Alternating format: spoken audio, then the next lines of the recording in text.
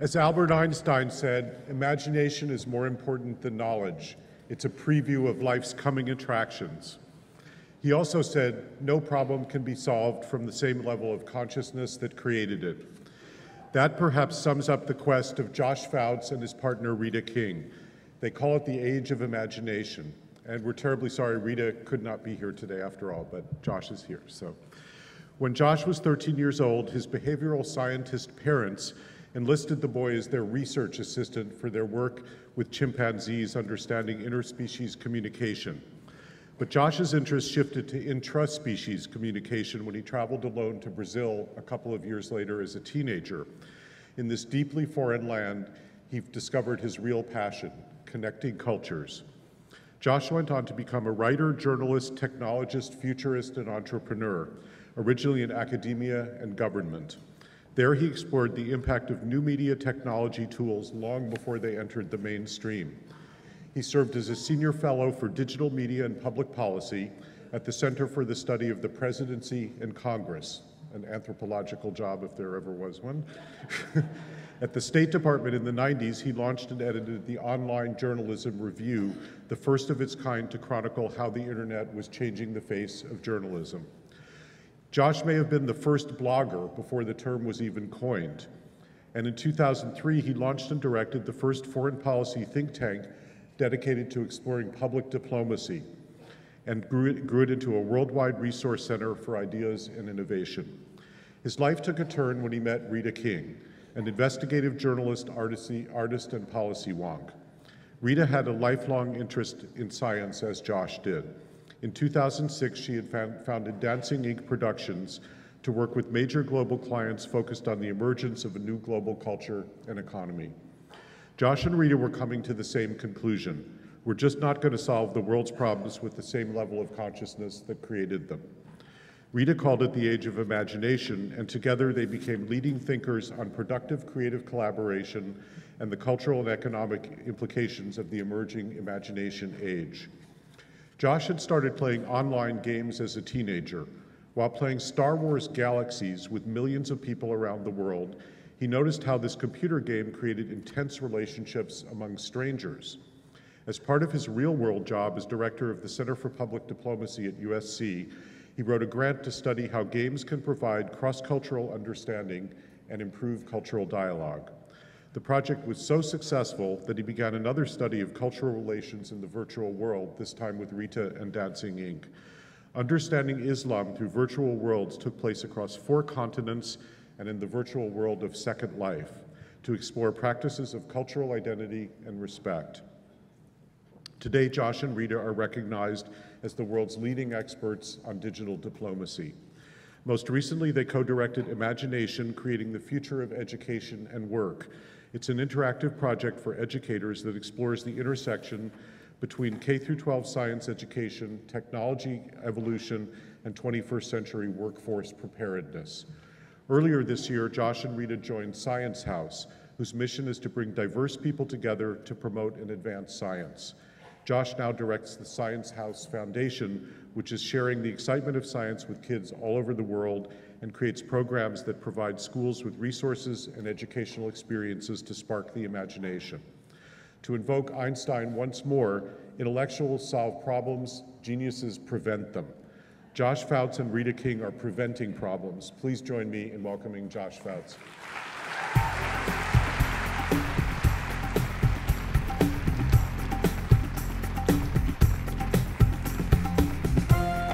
Wow, what an introduction. That was really amazing. First of all, I want to say thank you to all of you for the work that you do every day, for your participation in Bioneers, and being people who are taking action and changing lives and giving lives meaning in incredibly important ways. I also want to say how powerful it was to listen to Imogen Heap and how much Rita J. King, my collaborator, would love to have been here because she is a huge fan of Imogen Heap and introduced me to a lot of her songs, so she's really missing out, but she sends her love to all of you.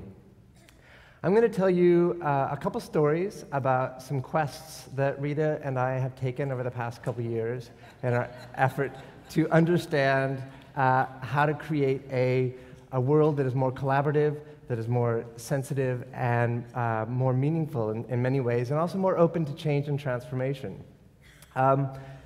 This quote by Ursula K. Le Guin has become sort of a watchword for us, because we believe that not only that the transformation of our planet and this incredible upheaval we're having both economically and culturally is really in the hands of a group of 5 to 10-year-olds who are not yet in their adulthood. And so we need to really embrace that generation and empower them, because they're the ones who are going to inherit all of this that we're kind of mixing around with.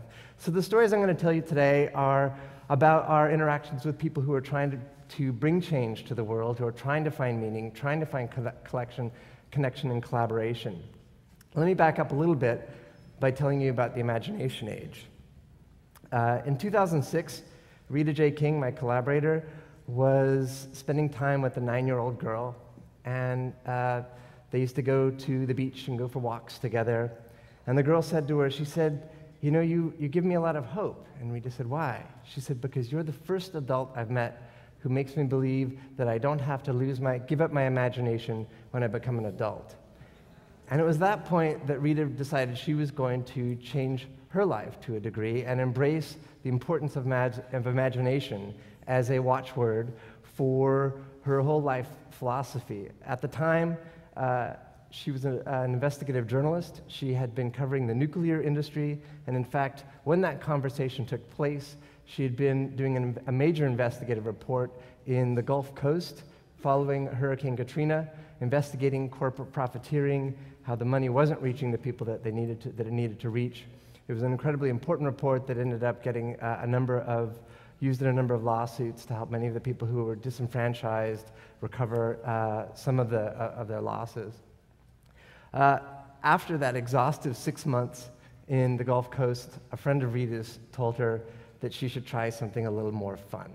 And he said, why don't you investigate Second Life? And she said, Second Life? Rita, of course, was a self-avowed, hardcore journalist. She wasn't into technology. She was into going out in the field and getting stories. But he said, well, in Second Life, you can be anyone you want to be. You can have your beach house. You can have a mansion. So Rita said, okay. So she went home that night, and she downloaded Second Life and started exploring it. And the first thing she did, being a good investigative journalist, is start asking people questions. She saw that there were a lot of potentially religious institutions in the space, and so she started asking people where synagogues and mosques were. And she found, it was on a Friday night, and she actually ended up at a Shabbat service in a synagogue in Second Life. And she started interviewing the people at the synagogue. And she found a woman there who she was interviewing. One of the great things about Second Life is that you can have multiple layers of conversations. So while I'm speaking to you publicly here, I could also be chatting with someone who's in the crowd, one of you, and then another of you could be having a group conversation. So you have all these layers of conversations going on. And she encountered a woman who said to her that she was having a really powerful experience because she was a Muslim woman who had always wanted to go into a synagogue in the physical world, but she'd never had that opportunity, and she knew that if she had tried something like that, given the post-September 11th tensions, that it would have been a really disruptive thing. And here she was able to actually go in and satisfy that fascination and curiosity in a meaningful way. And that was when Rita realized that Second Life and virtual worlds, more importantly, were really a turning point in terms of how our cultures were going to communicate and collaborate. And she went on to do a major report for IBM in which she investigated some 40-odd IBM virtual world efforts that were going on. And so the two of us were, at the time, I was also working in virtual worlds, and there was an idea that we had been cooking up together which ultimately became called Understanding Islam Through Virtual Worlds. And the notion of choosing that particular topic was we're in a time in which conflict is not fully understood, in which conflict is being raised to the highest levels or the most damaging levels of interaction. And we wanted to tackle the toughest issue. So we went into the virtual world of Second Life to do a year-long quest, which we called Understanding Islam Through Virtual Worlds. This is a screenshot of the report that we did. We did three kinds of reports. We did a graphic novel because we realized that telling this story, being so visual, really required using images, and also because not just that it's visual, but it's very unusual and strange to people. This kind of technology, particularly in 2008 when we were doing the project, was perceived as sort of fringe, and in fact people told us there was no possible way we were going to be able to find people from the Middle East or from Muslim cultures who would be possibly in a virtual world. In fact, what we found is just the opposite. We found people from 25 different countries throughout the virtual world of Second Life who were building mosques, who were building communities. There was a group that was a group of Jews, Muslims, and Christians who were trying to find a way to emulate the 16th century Andalusia, which was an era in which supposedly religious communities coexisted in a peaceful way in what is modern-day Spain. And this group was living out this experience in Second Life to try to find ways to create better connectivity. We also did an 8.5-minute documentary, which I'll show a bit of later on this afternoon when I'm speaking at one of the afternoon sessions. And we also did a major report which ended up being submitted to both the Obama and the Bush administrations, because the report was released at the beginning of 2009.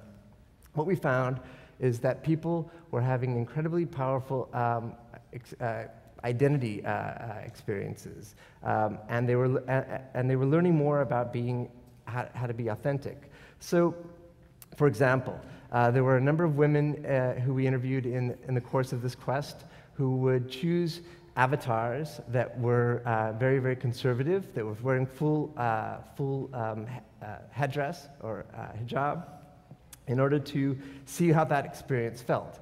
And we came up with some interesting ethical dilemmas.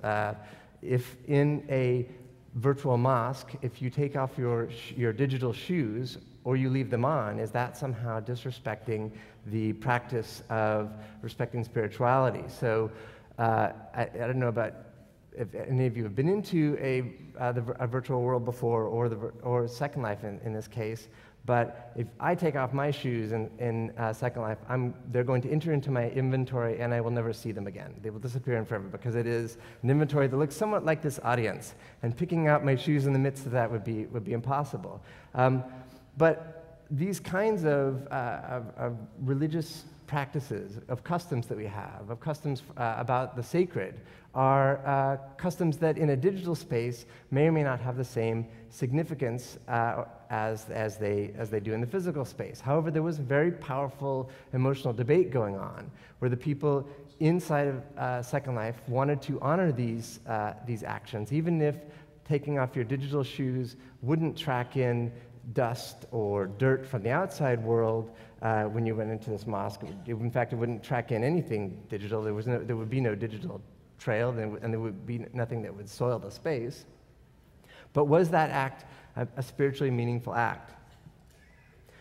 A year later, I went back to the communities that we had visited from our 2008 report, and I interviewed some more of them. And I went to a community, the community of what they were now calling Al-Andalus, this Andalusia, and I interviewed a number of their community members about how things had changed since we'd first visited them in 2008.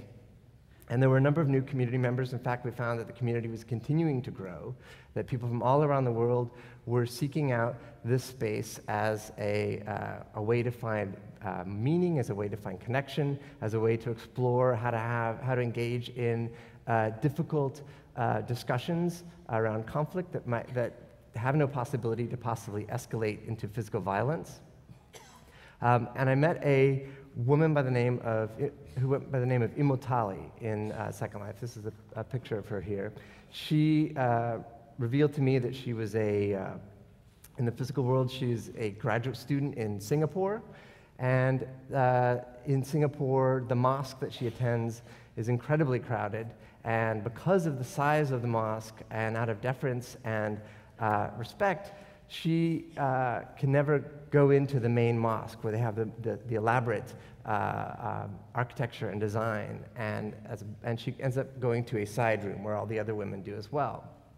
And she said because of this, she feels like her ability to connect with God was limited. She wasn't able to feel the true spiritual meaning that she wanted to experience in her religious experience. And so she was going in, after she would go to her regular services in the physical world, into the virtual world of Second Life, into these exalted mosques that were replicas that were there, in order to feel that connection.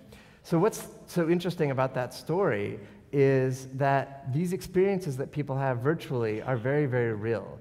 We tend to dissociate technological experiences as other, as not human, as not real. And yet, people are going there for very visceral and powerful experiences. And that is one of the points that we believe illustrates the significance of the imagination age. The imagination age is really taking a different filter on all of the different metaphors that we use to describe the time we're in. The time we're in today is often described as the information age. We feel that that information is a really heavy term, and it's laden with certain technological and cultural predispositions or prejudices, if you will, about what it means to be in a world with ubiquitous information. But if you look at that through a different filter, if you take your information age glasses off and you put on your imagination age glasses, and you say, wow, all of this technology can be used creatively to express myself more authentically, to understand my identity, to understand your identity, to connect with you in multiple ways.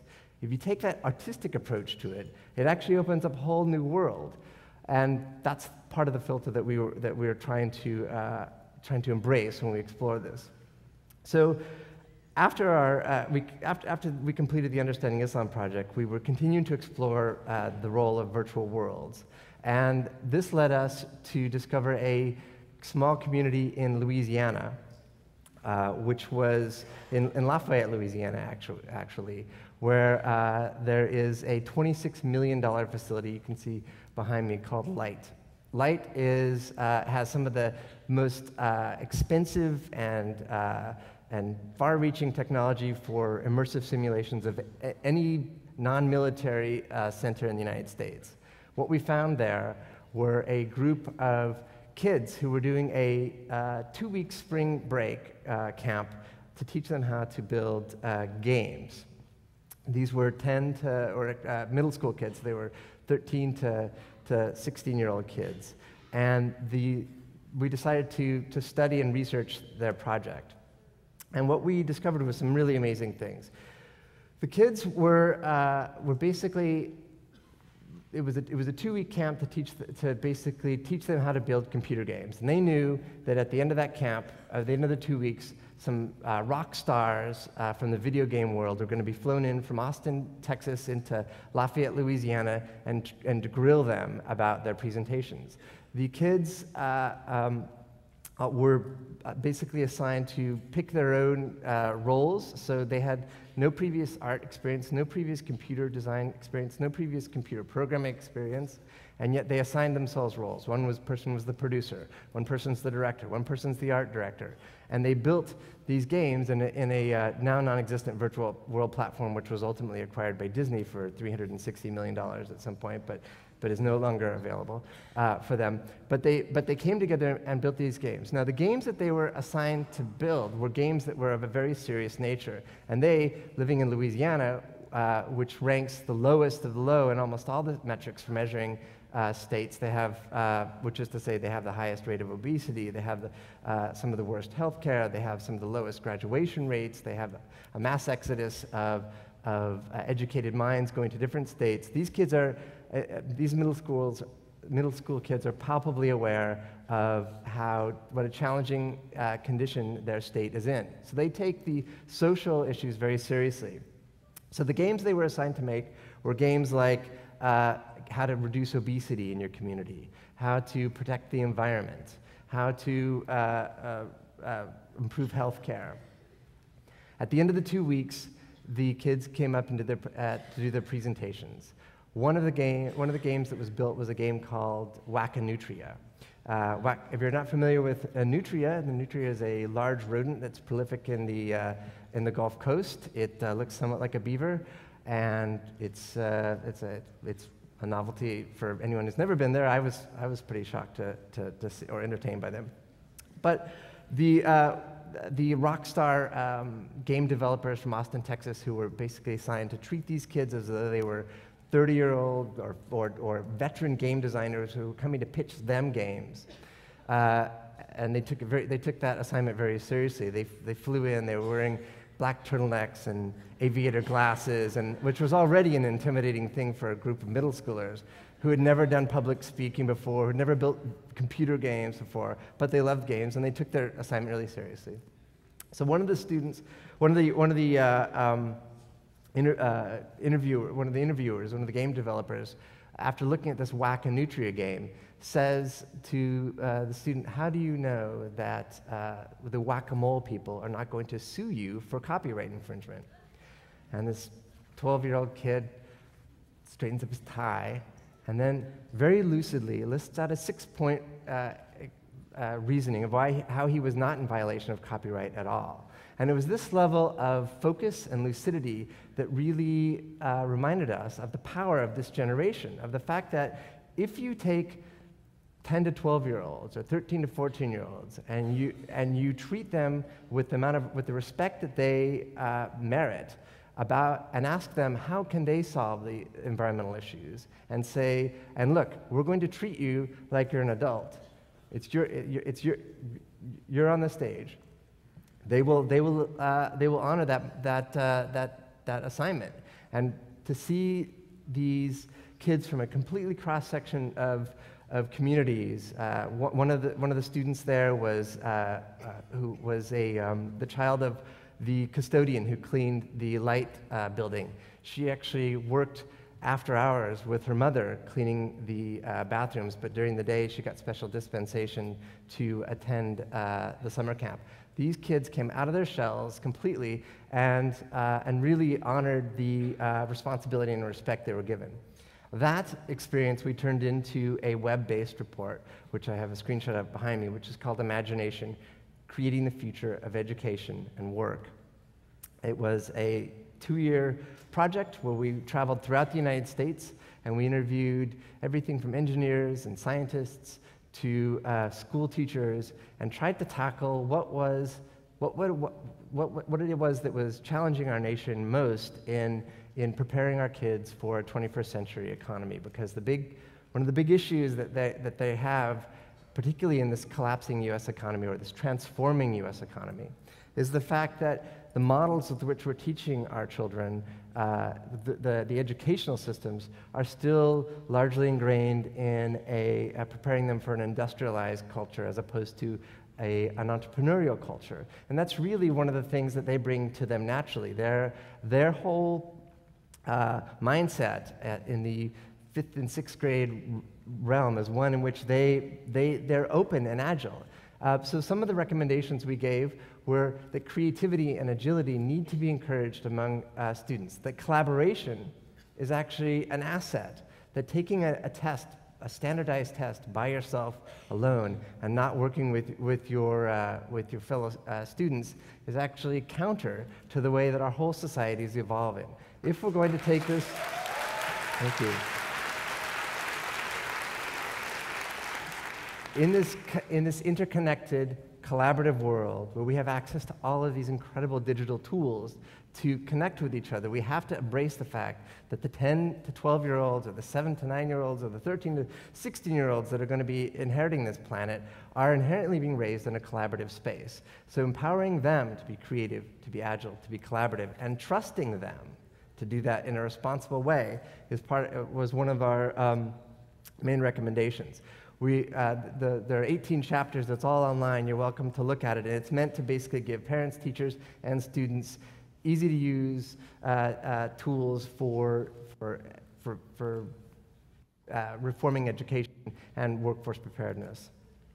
Right after we released that report, Rita and I were by an organization called Science House. Science House is the creation of a compulsive inventor named Orash, who when he was years old had a dream that he would create this space called Science House. He loved science. He wanted to create a lifelong center for science and science education. And he basically, after seeing the Imagination Report, hired both Rita and I and asked us to join the organization. Rita came on as Executive Vice President for Business Development, and I'm running the Science House Foundation. Science House has sort of a continuum of efforts. One is that it's trying for the grown-up side, if you will, which is the side that Rita works on, although we all collaborate together, there's no real hierarchy. The grown-up section is investing in science-based startups worldwide, trying to encourage the development of science. The thing that I love most about science is that science is apolitical. It's one of the few fields on the planet today where people will rise above whatever their geopolitical and geocultural backgrounds are in order to work together. Just look at the Large Hadron Collider, where we had over 100 scientists from over 100 countries working together. The other thing is that science, when it's at its best, is about imagination. Just look at the 2011 Nobel Prize winner, Saul Perlmutter, who actually discovered that our universe may not be expanding in the same way that Einsteinian theory predicts. I went to the World Science Festival this past summer and listened to a presentation by Saul Perlmutter and a number of his other physics peers who blew my mind when they said, quite seriously, and these are people who were trained mathematicians and scientists, that they actually think that we're living in a parallel universe to the rest of the cosmos. And I thought to myself, so all of this that we're grounded in today, all of these challenges, all these economic collapses, all of the cultural battles that are going on, what if we just reimagine the way we're doing it? What if we embrace the fact that the potential of our own personal creativity and imagination can actually transform and change these things? And I don't want to say Spanish about this. I don't want to say, this isn't about, thank you, and this is not about just sort of being sort of openly free thinking. I'm saying if this year's Nobel Prize winning physicist, a grounded scientist, grounded in the hard sciences, believes there's a possibility that this is all kind of imagined, then why don't we work together to imagine it in an even better way? And that's what you all are doing. So what I'm doing in Science House Foundation right now is we're trying to create a global action network of collaborative kids who are working together to inspire them to pursue careers in science. Micro Global Scope is one of our projects where we give out high-powered microscopes. I encourage all of you to suggest it and recommend it to people, your friends, and it's targeted at 5th and 6th graders. We give out high-powered microscopes to 5th and 6th grade science teachers around the world. The only thing that they have to do is to share their discoveries with each other on a collaborative website, so the kids in Ecuador and Brasilia and Thailand are discovering the same things as the kids in Indiana, or actually learning that how their environments and worlds are different. And if you can empower 5th and 6th graders to get excited about science and to realize that science skills are the kind of thing that can transform our economy, that can transform our culture, and the fact that it's something we have to do together, then I think you can move one step further toward handing this mantle of responsibility to these kids in a way that empowers them with the knowledge of the full capacity of their efforts. And so that's what I'll leave you with is the final quote that I actually started the talk with, which is that the Ursula K. Le Guin quote, that creativity is we skipped a slide, sorry. Global collaboration, I already talked about that. And the creative adult is the child who has survived. And I hope that all of you will take away in these last 5 seconds before I say goodbye to you, that, and maybe I'll see you this afternoon, that I hope that all of you will focus on maintaining the child inside you to survive and grow and be creative. And thank you.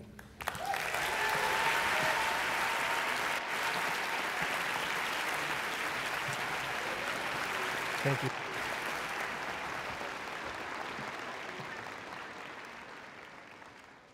Ladies and gentlemen, we'll be taking